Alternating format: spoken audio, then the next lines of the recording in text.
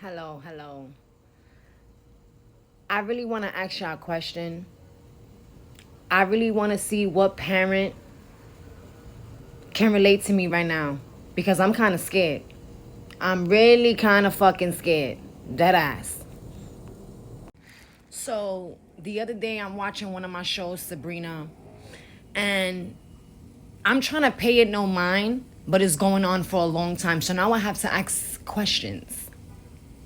Mind you, I'm the one who's vaccinated. So if I'm the one who's fucking vaccinated, why is it from time in, I hear my daughter making these weird animal noises and I'm trying to figure out why?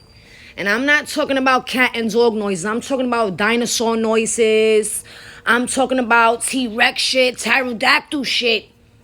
Noises like that. Somebody help me.